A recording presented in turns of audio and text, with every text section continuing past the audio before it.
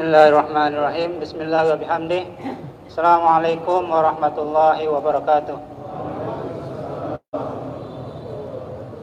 Alhamdulillah wassalatu wassalamu ala Rasulillah Sayyidina Muhammad ibn Abdillah wa ala alihi wa sahbihi wa man wala wala hawla wala quwwata illa billah.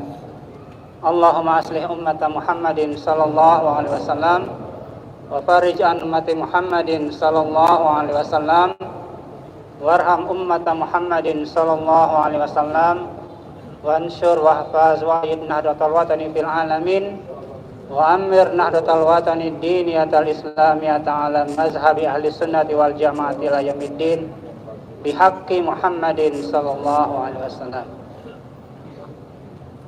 Yang kami hormati Bapak Ketua Umum Pengurus Besar Nahdlatul Wathon Diniyah Islamiyah sekaligus pembina Yayasan Pendidikan Hamzan Wadi Pondok Pesantren Darun Nahdlatain Nahdlatul Wathon Diniyah Islamiyah Pancor.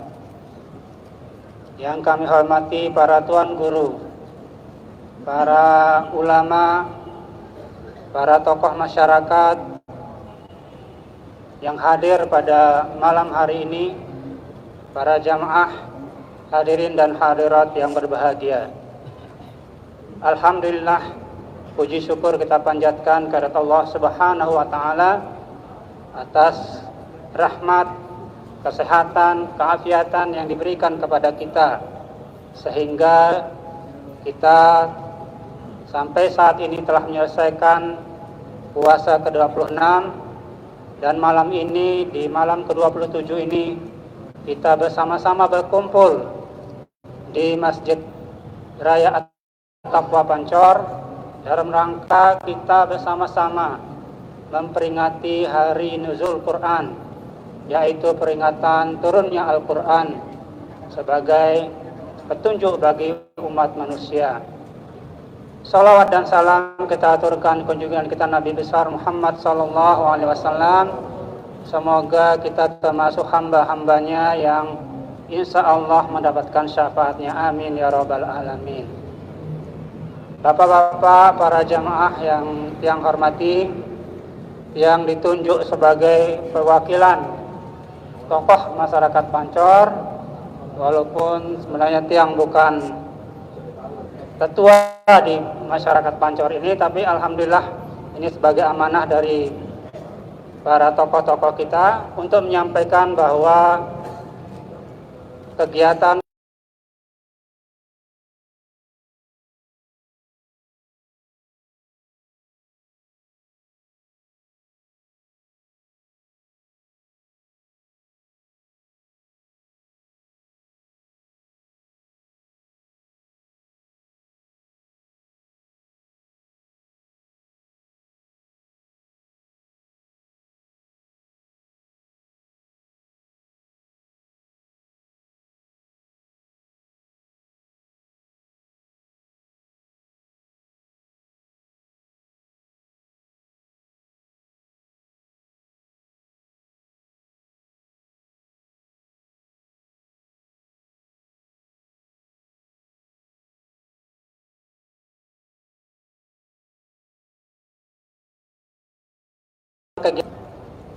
pengelolaan dari masyarakat Pancor itu sendiri.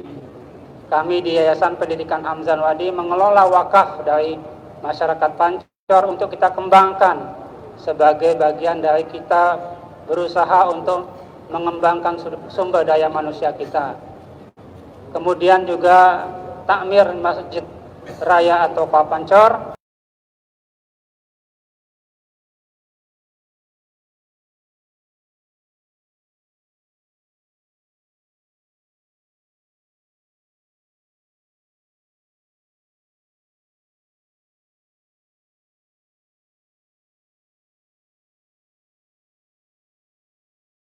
juga melewati untuk terus bersama-sama mengikuti kajian ini.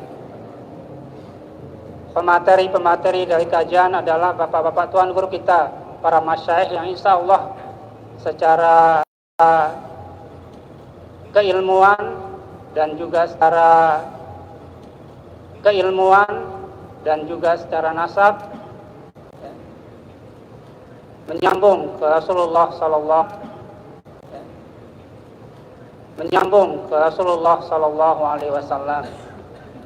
Jadi pada kesempatan ini kami mengajak kita semua untuk terus memakmurkan masjid kita, dan sesuai dengan perkembangan zaman memang diperlukan juga dakwah melalui media-media sosial, dan alhamdulillah ini juga sudah direncanakan oleh Takmir Masjid Raya Pancor dengan membentuk media sosial di YouTube maupun di Facebook.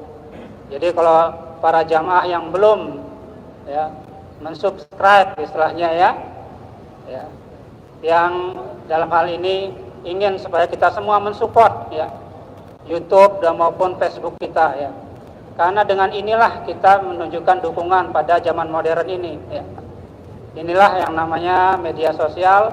Kita perlu dukungan kepada orang-orang yang berada di balik media itu dengan memberikan like dan subscribe.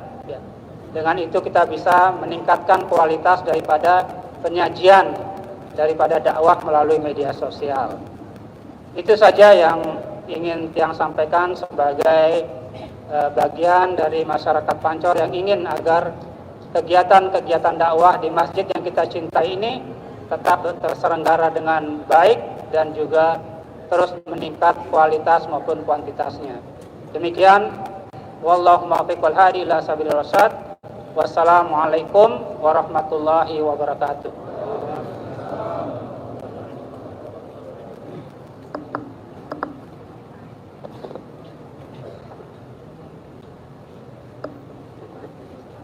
Selanjutnya, penyerahan bantuan dari Badan Amil Zakat Nasional Kabupaten Lombok Timur sebesar 10 juta rupiah oleh pimpinan Basnas Lombok Timur, Bapak Insinyur Muhammad Nazri, kepada Ketua Pengurus Masjid Besar At-Taqwa Pancor, Bapak Dr. Andes Haji Muhammad Jarwan MPD. Disilakan.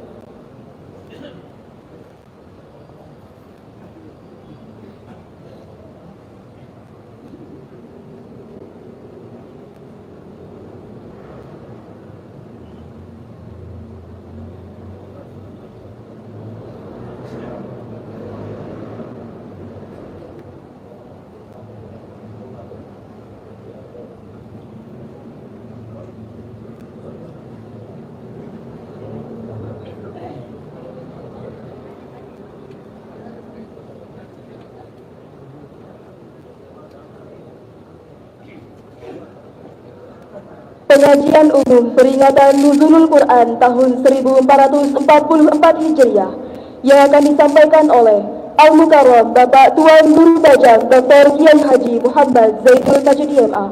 Kepada beliau disilakan.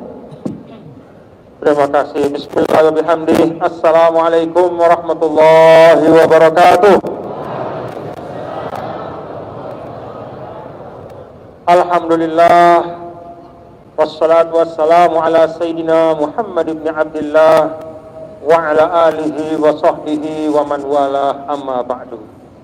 Allahumma aslih ummata Muhammadin sallallahu alaihi wasallam wa farij an ummati Muhammadin sallallahu alaihi wasallam warham ummata Muhammadin sallallahu alaihi wasallam wa anshur wahfad wa ayyid nahdatal watani fil alamin وعمر نهضة الوطن الدينية الإسلامية على مذهب أهل السنة والجماعة إلى يوم الدين بحق محمد صلى الله عليه وسلم. أما بعد. Yang Tiang hormati dan Tiang muliakan para tokoh, para sesepuh, para tuan guru, para orang tua Tiang di Desa Pancor, Kelurahan Pancor, para pimpinan takmir masjid, para pimpinan organisasi-organisasi ataupun instansi, ada Basnas Lombok Timur, dan seluruh bapak-bapak dan ibu-ibu, serta para santri, para tolab talibat, seluruh jamaah Masjid At-Taqwa. Mudah-mudahan kita dalam karunia Allah Subhanahu wa Ta'ala sehat walafiat, dipanjangkan umur, dan diberikan keberkahan dalam hidup kita. Amin ya rabbal alamin. Bapak Ibu yang dirahmati Allah, pada malam hari ini Tiang Pelunggu dan kita semua berbahagia, bersyukur min anwa ihya layali Ramadan adalah aqdul majalis. Di antara cara kita menghidupkan malam-malam yang istimewa pada bulan suci Ramadan adalah dengan membuat majelis-majelis yang baik. Mudah-mudahan majelis nuzul Quran ini termasuk majelis yang baik dan diberkahi oleh Allah Subhanahu wa taala. Tidak terasa Bapak-bapak Ibu, hampir 27 hari kita berpuasa. Malam ini malam ke-27. Sebentar lagi kita akan lebaran. Piran lebaran ibu-ibu? Hah? Kan wah penuh ruang pekan. Jelo apa? Monde na jelo Jumat, jelo Sabtu. Nah, antara hari Jumat dan hari Sabtu. Kalau Ramadannya 29 hari, maka kita lebaran pada hari Jumat. Kalau Ramadan 30 hari, kita lebarannya pada hari beda pilihan.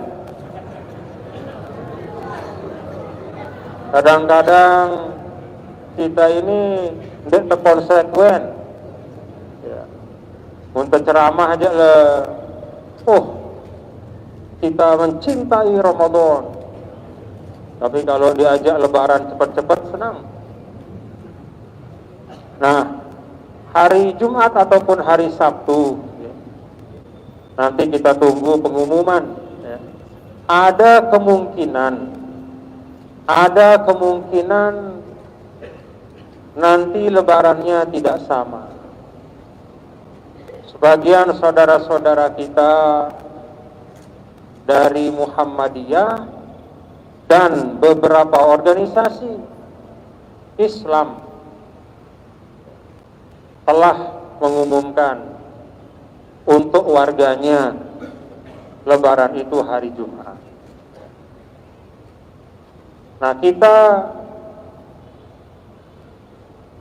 NWDI sebagaimana pada masa Maulana Syekh, kita menunggu pengumuman dari Waliul Amr, dari pemerintah.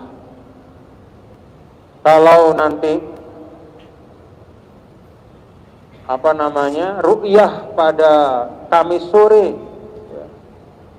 itu tidak bisa terlihat bulan, maka berarti kita sempurnakan Jumat 30. Senang? Senang atau enggak? Atau 29 saja? Kalau Jumat pada saat istidlaq itu bulan terlihat, maka hari Jumatnya itu kita lebaran. Nah, kalau hari Jumatnya lebaran berarti sama semua. Tapi ada kemungkinan Bapak Ibu, ya, bulannya sudah ada tapi belum bisa terlihat, ya, karena ketinggiannya belum mencukupi menurut standar yang disepakati oleh majelis-majelis ulama negara-negara ASEAN. Data wahara lagu dirman bau kita, ya, antara wujudul hilal dan imkanur ru'yah. Apapun Bapak-bapak Ibu saudara-saudara, mau lebaran 29 ataupun 30, itu dua-duanya insya Allah baik. Paham Bapak Ibu? Nah, sama-sama sahih berdasarkan caranya menentukan satu Syawal.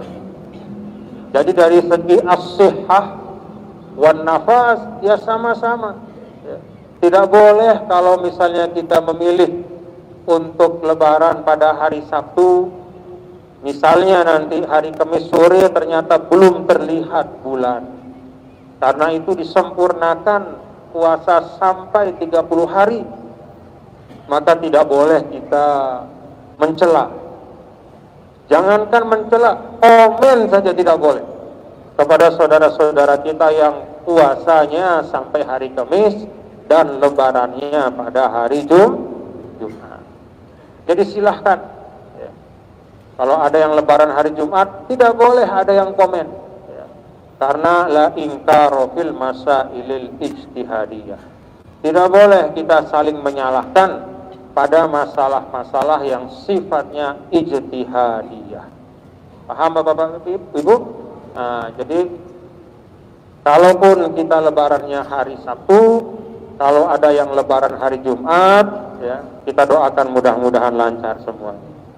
Yang sholat Id hari Jumat diberikan kemudahan, yang sholat Id hari Sabtu juga mudah-mudahan diberikan kemudahan. Semua doa-doanya diijabah oleh Allah Subhanahu wa taala. Amin ya rabbal alamin. Bapak Ibu hadirin dan hadirat sekalian, memperingati nuzulul Quran, turunnya kitab suci Al-Quran. Kalau bagi tiang dan sesungguhnya bagi kita semua Bapak-bapak Ibu, memperingati Al-Quran, turunnya Al-Quran yang paling dasar adalah dengan sikap syukur. Alhamdulillah. Coba kita bayangkan, khususnya kita yang ada di Indonesia, yang jaraknya ribuan kilo dari turunnya Al-Quran, tempat turunnya Al-Quran, tempat diwahyukannya Al-Quran di Jazirah Arab sana, di Gua Hira, di Mekah, Madinah, dan di antara keduanya kita jauh sekali. Tapi alhamdulillah Allah beri kita kesempatan dengan mata kita bisa melihat Al-Quran. Allah beri kita kesempatan dengan mulut kita ini untuk membaca Al-Quran. Bahkan Allah yassarna Al-Quran, Allah mudahkan lidah kita yang bukan lidah orang Arab. Lidah kita ini lidah orang Sasak, lidah orang Indonesia, tapi Allah mudahkan untuk bisa membaca Al-Quran. Bahkan banyak di antara kita tidak bisa bahasa Arab, tapi Allah mudahkan untuk bisa membaca Al-Quran. Maka kalau tiang dan mudah-mudahan kita semua memperingati nuzulul Quran itu hanya satu kata, alhamdulillah. Allah perkenankan untuk wahyunya itu dapat kita ucapkan dengan lidah kita. Itu nikmat yang luar biasa. Karena insya Allah mudah-mudahan dulu ada guru tiang di Kairo, gurunya Tuan Guru Salim juga, almarhum al-maghfurlah Syekh Ibrahim al-Baktawi. Beliau adalah seorang mursyid dari Tariqah Baktawiyah Syadziliyah. Kalau kami setiap malam Jumat zikir, membaca tarekat di tempat beliau, itu salah satu yang saya ingat dari apa yang beliau sampaikan adalah bahwa lidah yang Allah berikan kemurahan untuk lidah itu mengucap Al-Quran, mengucap ayat Allah, maka insya Allah lidah itu akan diharamkan dari api neraka. Itu kata Syekh Ibrahim al-Baktawi. Tentu artinya bukan hanya lidah, tapi lidah dan semua yang dekat dengan lidah orang itu, semua badan akan dilindungi berkah Al-Quran. Alhamdulillah. Jadi tidak main-main Bapak-bapak Ibu, Al-Quran yang Allah turunkan ini menjadi syafaat untuk kita.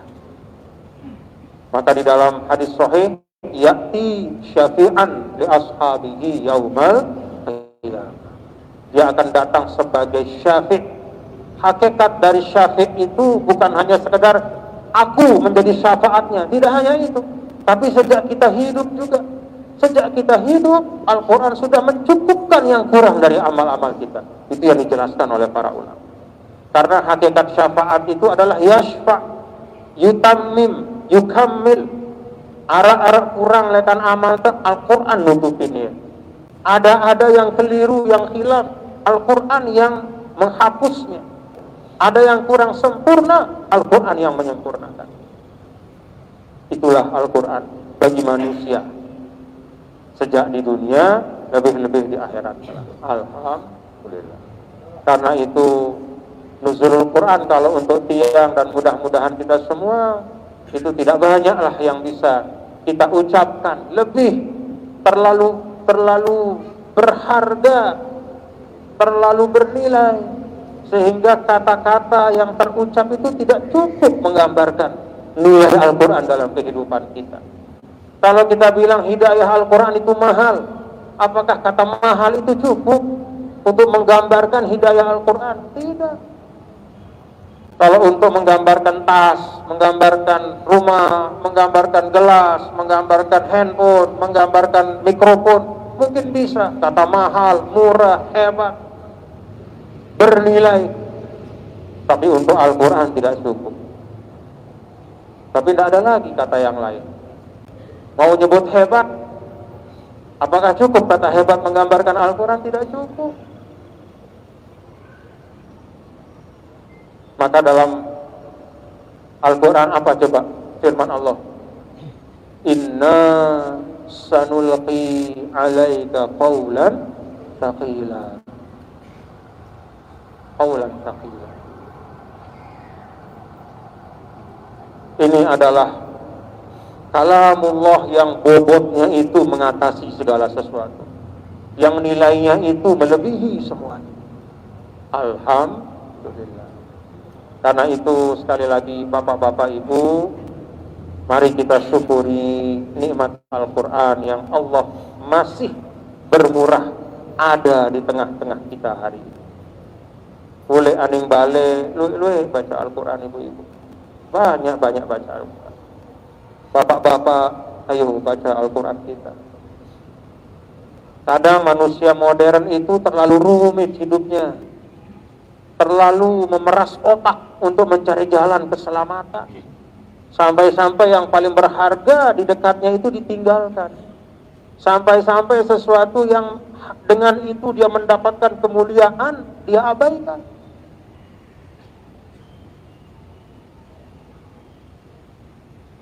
Ayo kembali ke Al-Quran.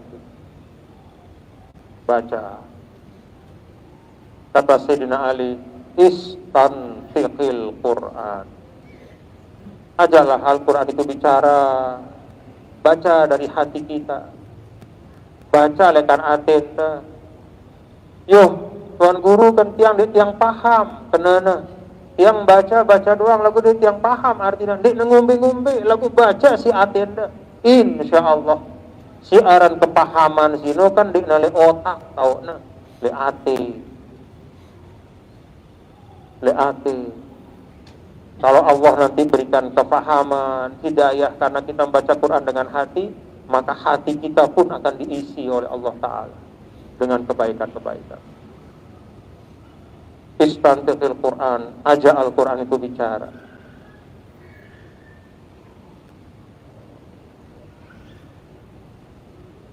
Bapak-bapak dan ibu, hadirin dan hadirat sekalian yang dirahmati Allah Subhanahu wa taala, setiap bagian Al-Qur'an itu pelajaran tentang kehidupan. Mulai dari yang paling pendek sampai yang paling panjang. Dari Inna A'tayna sampai suratul Baqarah. Al-Fatihah yang kita baca 17 kali sehari semalam minimal dalam sholat-sholat wajib kita sebanyak jumlah rakaat sholat wajib. Atau suratul Kahfi yang disunahkan untuk kita membacanya pada hari Jumat. Atau surah Yasin yang para ulama mentradisikan untuk dibaca setiap malam Jumat. Semua di situ ada pelajaran. Dan cara Allah Subhanahu wa taala di dalam menjelaskan tentang Al-Qur'an selalu dengan menyampaikan sesuatu yang patut menjadi perhatian. Kalau baik dikerjakan dan kalau tidak baik ditinggalkan. Menyampaikan tentang problematika kehidupan, lalu Allah uraikan solusi-solusi dan jalan keluar dari masalah.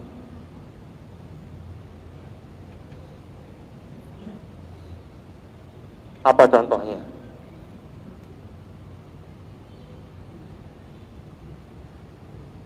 Dalam suratul Kahfi masalah. Coba bapak-bapak ini. Alhamdulillahilladzi anzala ala 'abdihi al-kitaba wa lam yaj'al lahu 'iwaja qayyiman liyunzira ba'san shadidan min ladunhu wa yubashshiral mu'minina alladhina ya'maluna as-salihat anna lahum ajran hasana makithina fihi abada wa yunzira alladhina qalu ittakhadallahu walada. Terus sampai walam yusyrik bi rabbihi ahada. Di antara awal dan akhir suratul Kahfi itu ternyata Allah kasih pelajaran-pelajaran kehidupan. Ini misalnya.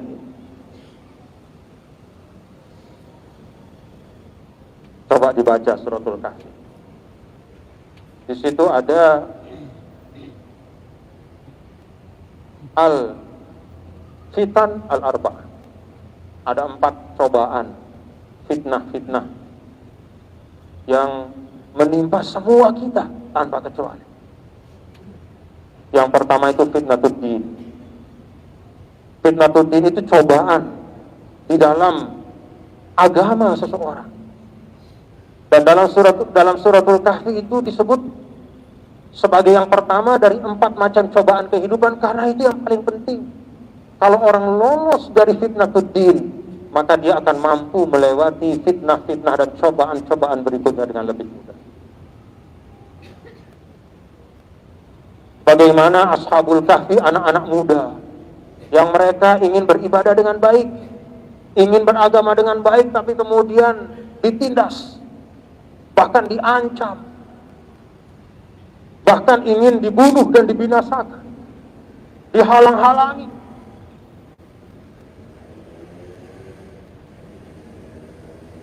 Cobaan dalam agama. Ya, kalau kita cobaan agama mungkin tidak seberat itu, tapi pasti ada berjorak-jorak, pokol-pokol, barang batur, bersahabat dengan teman-teman, akhirnya sehari, 2 hari, 3 hari, 4 hari, lama-lama berjamaahnya ditinggalkan, lama-lama dia biasa sholat awal waktu menjadi di akhir waktu. Lama-lama cari jalan untuk bisa menjamak sholat. Lama-lama dia yang biasa setiap hari mentradisikan bersedekah walaupun kecil, karena bersahabat dengan orang-orang bakhil, akhirnya lama-lama dianggap itu remeh, dianggap tuntunan agama itu tidak perlu dilakukan, dia tinggalkan. Agama dianggap hal yang nanti saja. Itu fitnatuddin.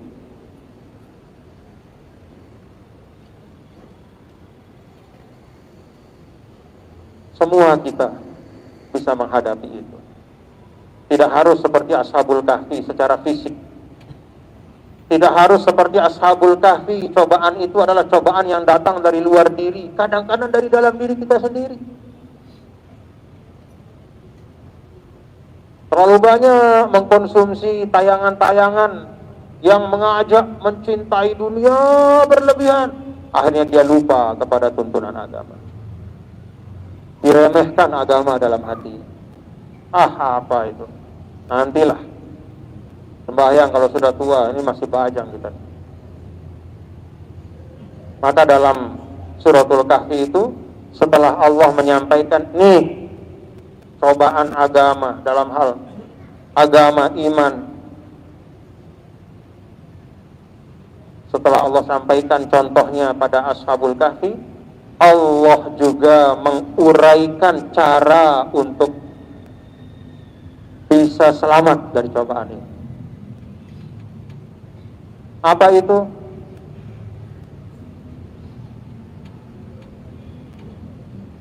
Wasbir nafsaka ma'al ladzina yad'una rabbahum bil ghadati wal 'ashyi yuriduna wajhah wa la ta'du 'ainaka 'anhum turidu zinatal hayatid dunya wa la tuti' man aghfalna qalbahu an dzikrina wattaba hawa wa kana amruhu furta. Tetapkan dirimu bangun pertemanan yang baik. Kita batur-batur, si bau saling nasihati. Dende kepeta batur-batur si minah itu di pedeman li agama anta. Dende kepeta batur-batur si ngerendahang agama anta. Wasbir nafsaka ma'al ladina. Ada juga fa'wu ilal kahfi yanshur lakum rabbukum min rahmatihi wa yuhayyi lakum min amrikum mirfaqa. Cara yang kedua kata Allah, fa'wu ilal kahfi yanshur lakum rabbukum min rahmatihi wa yuhayyi lakum min amrikum mirfaqa. Ambil waktu untuk kita merenung. Maka dulu ulama-ulama mengajarkan untuk uzlah. Uzlah itu bukan artinya meninggalkan masyarakat selamanya, tidak, tetapi menarik diri sebentar, merenung, muhasabah, berkhalwat sebentar. Ambil waktu tengah malam paling tidak, kita duduk sebentar merenung kepada Allah, berzikir, kita sholat malam walaupun 2 rakaat.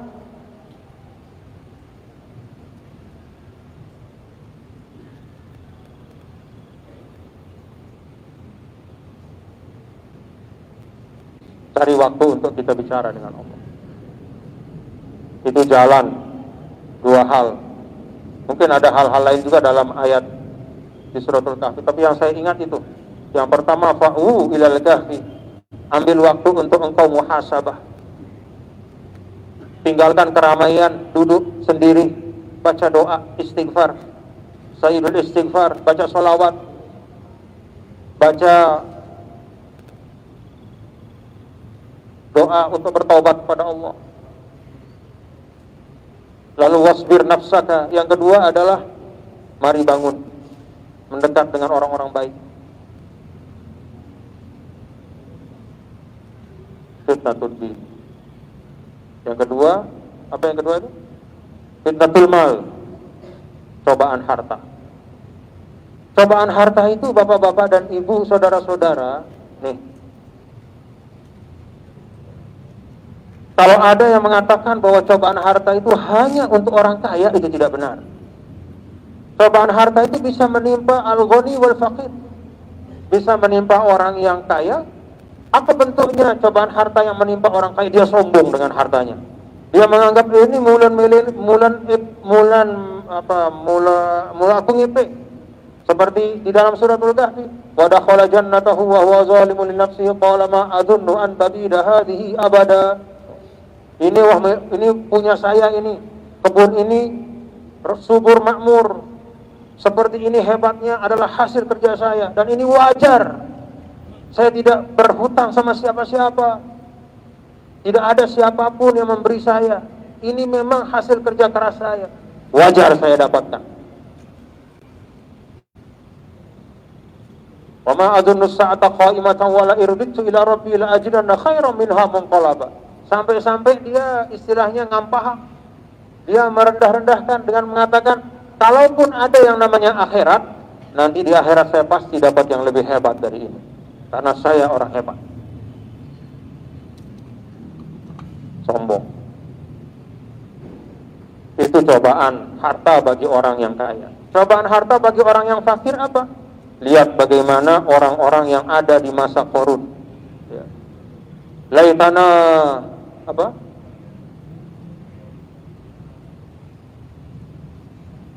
Nukta mislama utiya Qarun. Terpesona. Dia tidak punya harta, tapi dia terpesona kepada orang yang punya harta. Dia kagumi berlebih-lebihan. Dia puji dengan pujian-pujian. Dia agung-agungkan. Bagi dia idola itu adalah yang punya uang. Ada yang begitu?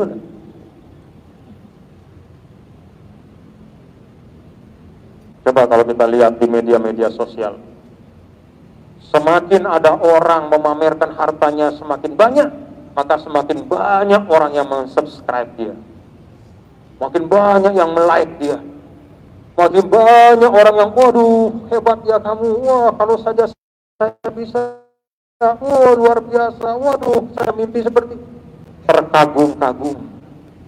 Hati-hati.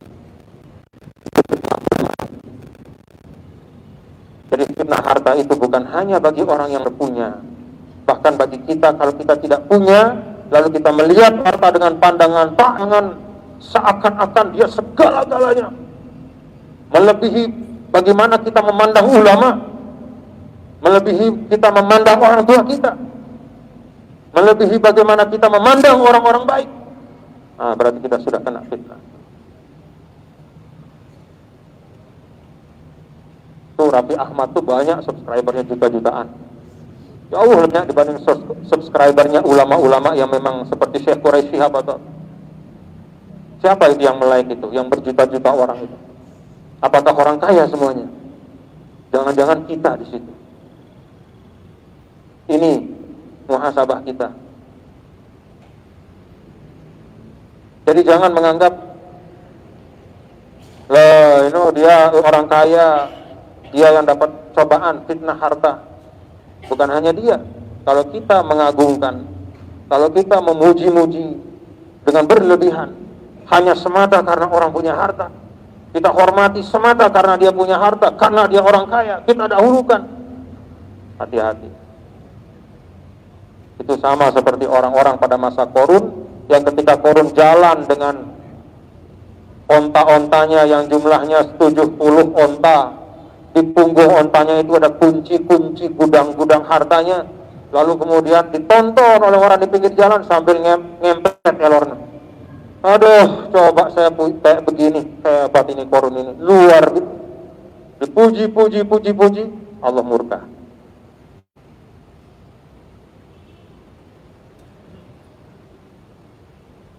Nah, dalam suratul Kahfi itu ada fitnatul mal. Orang yang diberikan kebun yang demikian subur makmur, lalu dia lupa diri, lalu mengatakan ma'adzunnu an tabida hadhihi abada. Ini punya saya, tidak mungkin hilang dari saya. Diingatkan oleh temannya, oleh saudaranya, laula iz dakhalta jannataka qulta ma syaa Allah la quwwata illa billah. Kalau kamu sebenarnya masuk ke kebunmu ini dengan mengatakan masya Allah la quwwata illa billah, akan berlipat keberkahannya, bukan dengan kesombongan.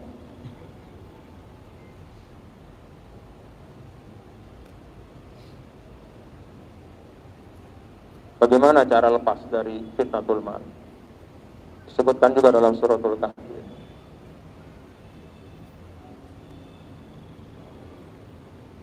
Wadrib lahum matalal hayati dunya kama in anzalnahu minas sama'i fakhtalata bihi nabatul ardi fa asbaha hashiman tadruhu riyah wa kana Allahu ala kulli syai'in muqtadira. Pahami hakikat dunia. Kalau kita paham hakikat dunia ini, insya Allah kita selamat dari fitnah harta. Pahami hakikat dunia.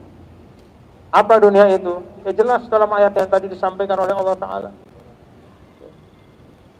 Fakhtalata bihi nabatul ardi fa asbaha hashiman tadruhu riyah. Seperti satu tumbuhan, mulai dari benih yang kecil, dia besar. Ketika sudah sampai masanya, disapu oleh angin, maka seakan-akan tidak ada apa-apa yang tersisa. Itulah dunia. Artinya sementara saja. Artinya hanya kendaraan untuk berbuat baik, bukan untuk dibangga-banggakan.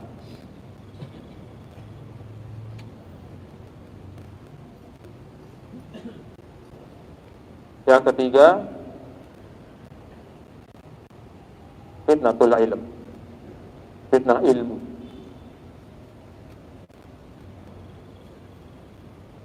Kisah tentang Nabi Musa alaihissalam dengan Sayyidina Khidir.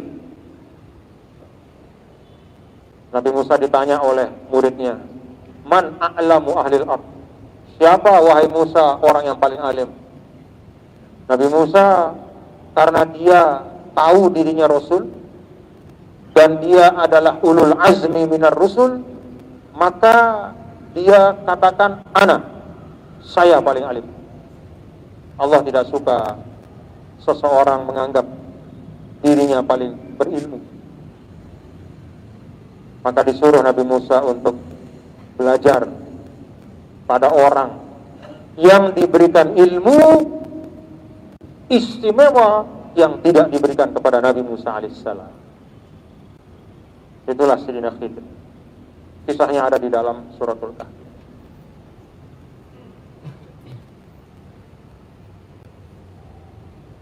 Bagaimana supaya kita lepas dari fitnatul ilm, tidak merasa diri paling hebat, paling tahu. Yang pertama at-tawadhu lillah, yang kedua at-tawadhu lil ilm. Rendahkan tawadhu kepada Allah yang merupakan sumber dari ilmu, dan yang kedua kita tawadhu pada ilmu kita sendiri.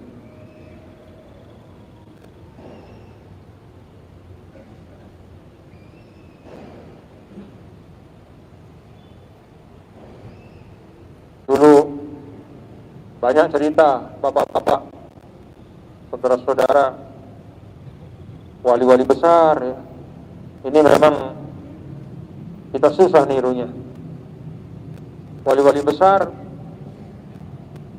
orang-orang yang soleh, kalau dia habis dipuji, dia pergi ke kamar mandi, dia cari kamar mandi masjid, atau dia cari tempat pembuangan sampah di pasar, lalu dia bersihkan kamar mandi masjid itu dengan tangannya, supaya dia bisa lepas dari kesombongan. Kotoran-kotoran orang dia bersihkan. Dia pergi ke tempat sampah di pasar, dia angkut sampah itu dengan punggungnya langsung, supaya lepas kesombongan.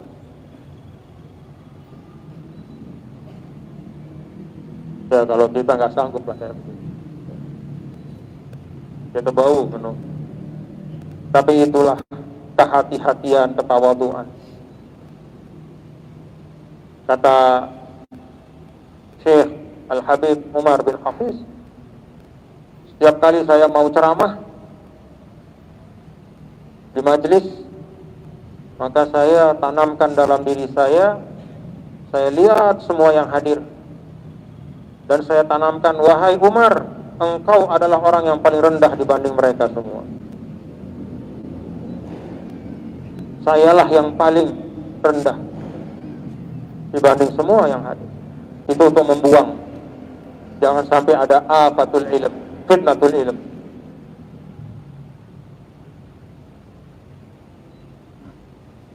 Yang keempat dan terakhir adalah fitnah. Apa tuh? Fitnah, ya, fitnah kekuasaan, fitnah sultan, fitnah al-mulk, fitnah al-quwah.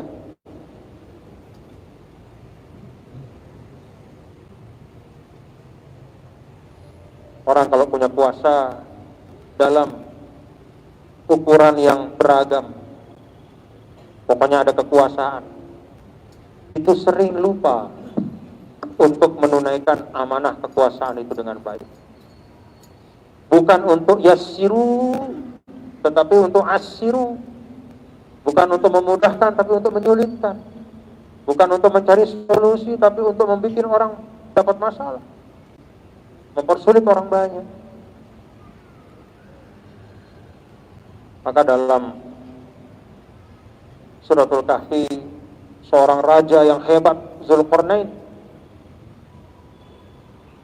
fa'atainahu min kulli syai'in sababa fa'atba'a sababa, dia diberikan oleh Allah Ta'ala ilmu untuk membangun kekuasaan, memperluas kekuasaan, dan menjaga, memelihara, merawat kekuasaan itu dengan semua hal yang mendukungnya. Dia punya ilmu untuk mengolah mineral, ya, mengolah besi, baja, al-hadid. Jadi dia sudah ahli dalam ilmu perlogaman. Zulkarnain, dia bisa bikin bendungan dari baja zaman dulu, ribuan tahun yang lalu. Dikasih ilmunya oleh Allah.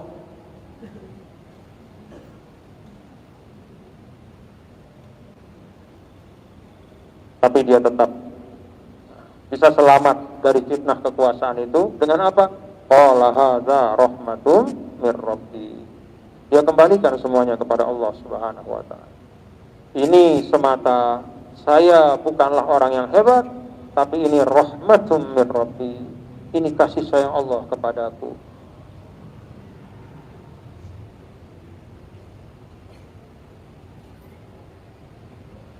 Ini sekadar renungan dari suratul Kahfi, bapak-bapak, ibu nih. Jadi maksud yang menyampaikan ini adalah apa-apa yang kita alami dalam kehidupan ini semuanya hanya pengulangan saja, dalam bentuk yang berbeda-beda. Mau zaman Nabi Adam sampai hari kiamat, yang membinasakan manusia itu ketamakannya sendiri. Coba dua anak Adam alaihissalam kan karena ketamakan saja.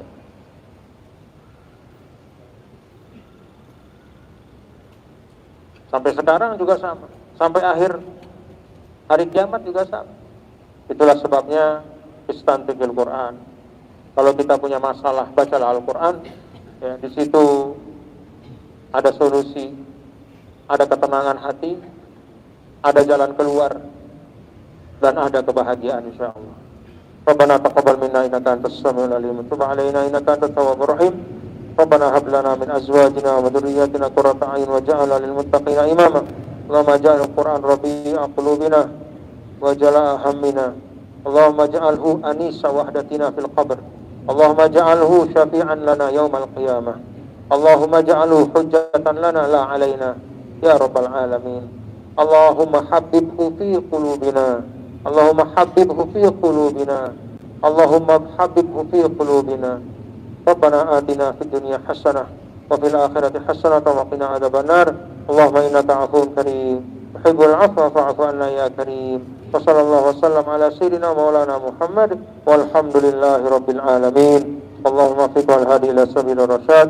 Assalamualaikum warahmatullahi wabarakatuh.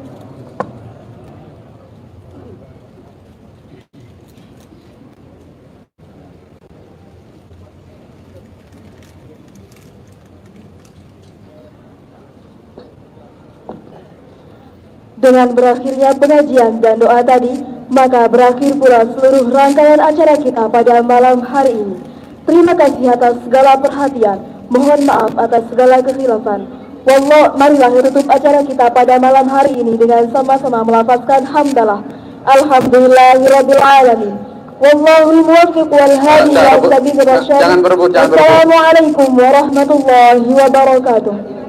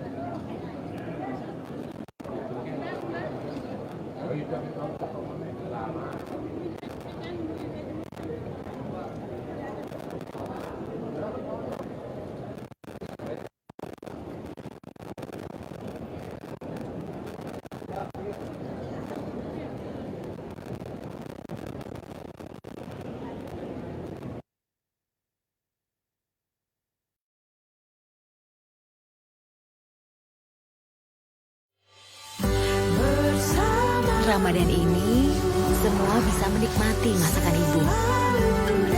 Mari bagikan kehangatan Ramadan di ABC Dapur bersama ibu sekarang.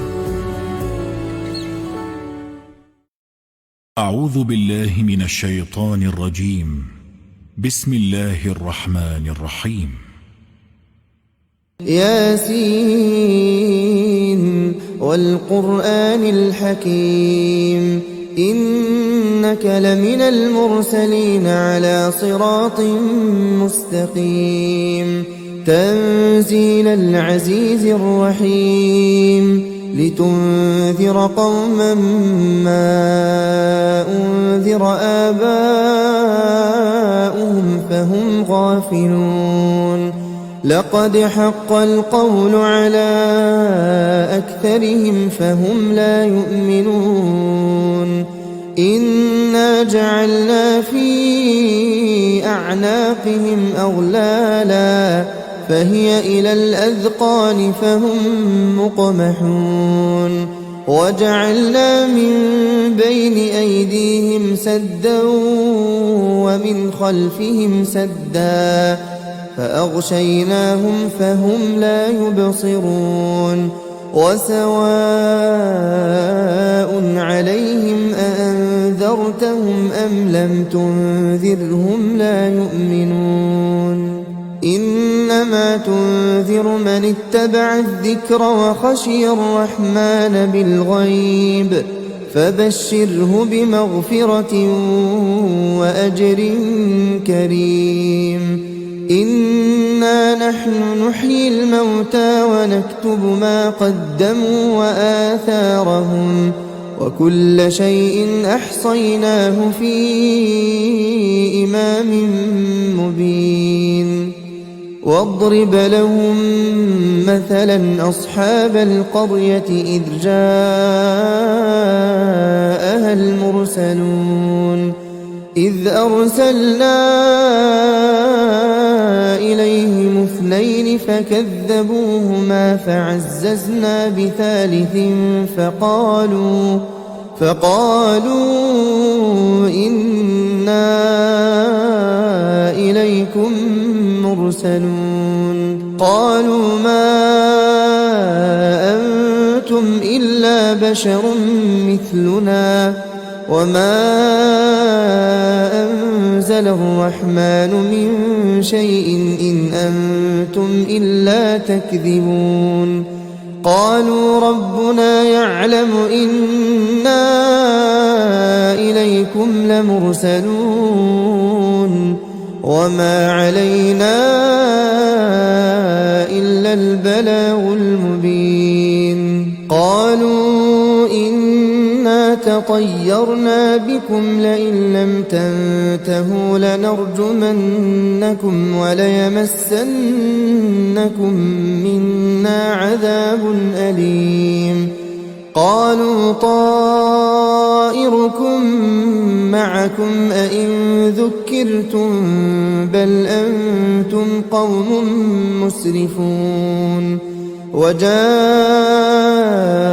من أقصى المدينة رجل يسعى قال يا قوم اتبعوا المرسلين اتبعوا من لا يسألكم أجرا وهم مهتدون وما لي لا أعبد الذي فطرني وإليه ترجعون أأتخذ من دونه آلهة إن يردني الرحمن بضر لا تغن عني شفاعتهم شيئا ولا ينقذون إني إذا لفي ضلال مبين إني آمنت بربكم فاسمعون قيل ادخل الجنة قال يا ليت قومي يعلمون بما غفر لي ربي وجعلني من المكرمين وما أنزلنا على قومه من بعده من جند من السماء وما كنا منزلين إن كانت إلا صيحة واحدة فإذا هم خامدون يا حسرة على العباد ما يأتيهم من رسول إلا كانوا به يستهزئون ألم يروا كم أهلكنا قبلهم من القرون أنهم إليهم لا يرجعون وإن كل لما جميع لدينا محضرون وآية لهم الأرض الميتة أحييناها وأخرجنا منها حبا وأخرجنا منها حبا فمنه يأكلون وجعلنا فيها جنات من نخيل وأعناب وفجرنا فيها من العيون ليأكلوا من ثمره وما عملته أيديهم أفلا يشكرون سبحان الذي خلق الأزواج كلها مما تنبت الأرض ومن أنفسهم ومما لا يعلمون وآية لهم الليل نسلخ منه النهار فإذا هم مظلمون والشمس تجري لمستقر لها ذلك تقدير العزيز العليم والقمر قدرناه منازل حتى عاد كالعرجون القديم لا الشمس ينبغي لها أن تدرك القمر ولا الليل سابق النهار وكل في فلك يسبحون وآية لهم أنا حملنا ذريتهم في الفلك المشحون وخلقنا لهم من مثله ما يركبون وإن نشأ نغرقهم فلا صريخ لهم ولا هم ينقذون إلا رحمة منا ومتاعا إلى حين وإذا قيل لهم اتقوا ما بين أيديكم وما خلفكم لعلكم ترحمون وما تأتيهم من آية من آيات ربهم إلا كانوا عنها معرضين وإذا قيل لهم أنفقوا مما رزقكم الله قال الذين كفروا للذين آمنوا أنطعم من لو يشاء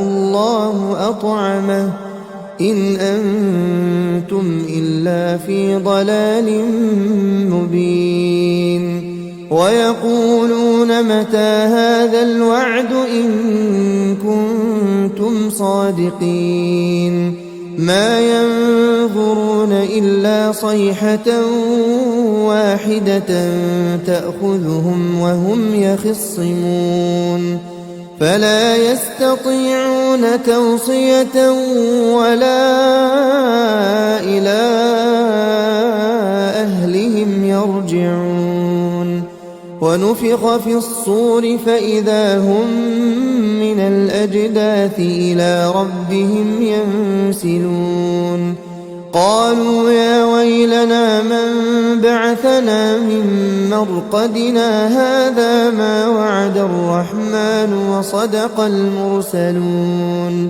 إن كانت إلا صيحة واحدة فإذا هم جميع لدينا محضرون فاليوم لا تظلم نفس شيئا ولا تجزون إلا ما كنتم تعملون إن أصحاب الجنة اليوم في شغل فاكهون هم وأزواجهم في ظلال على الأرائك